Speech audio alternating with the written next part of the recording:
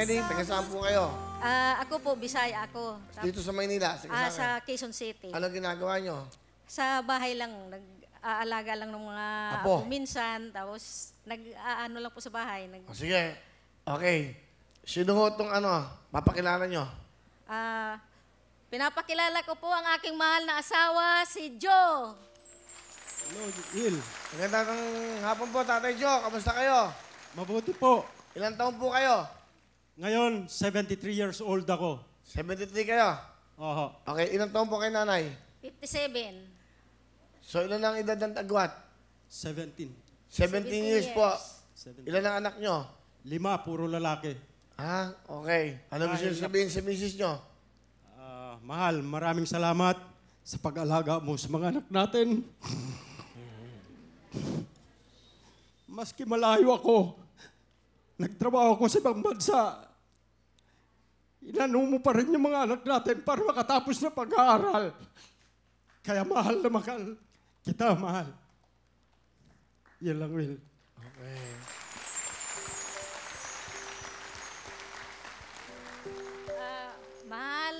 Mahal na mahal din kita, alam mo yan. Kahit maraming beses mo kaming iniwanan pansamantala dahil sa hanap buhay, para makapag-paaral tayo ng mga anak.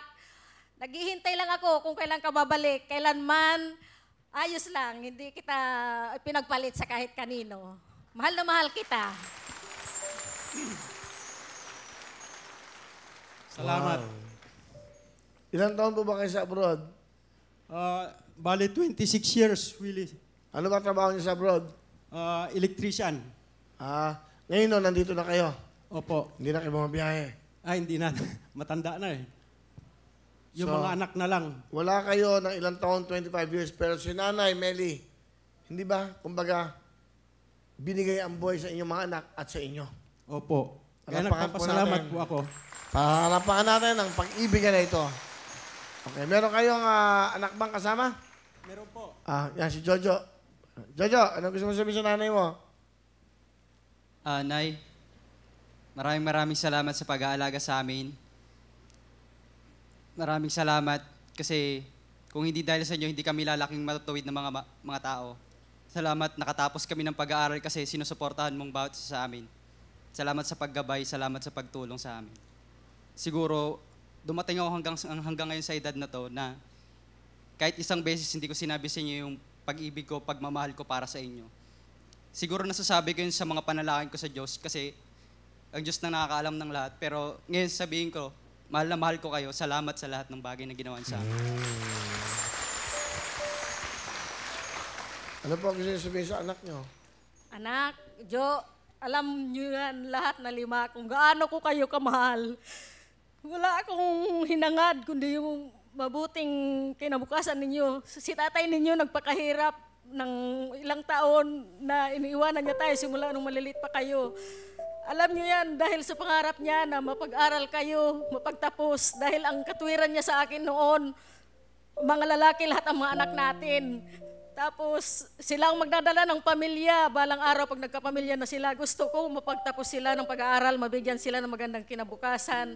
Kaya ako magtitiis at magsisikap para sa inyo dahil alang-alang sa inyo na mga anak ko. Yun po ang sinasabi palagi ng asawa ko, El, na sa tuwing aalis siya, talagang sabi niya, ingatan mo mga anak natin at lalayo ako dahil sa inyo, dahil sa pangarap ko sa...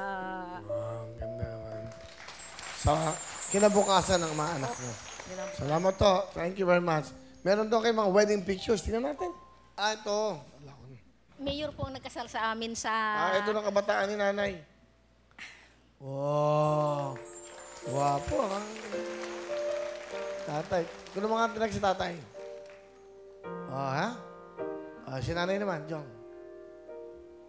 Wow. Yan, nakatuwa naman. Salamat po. Ano po ang inyong talent, nanay? Sasayaw po kami ng Kuratsawel. Nako, ito naman, pakinggan, panoodin po natin.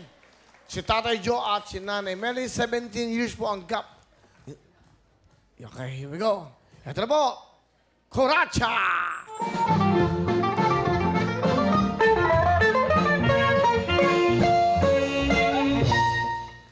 Ganda sayaw. Salamat po, tatay. Kala ko, naghahabol kayo ng manok eh. Tagaling ni tatay sumaya. Salamat po, tatay Joe. Sama na kayo dito. Kasama na sila, di ba? Okay, magkasama na po. Sige, salamat po. Okay.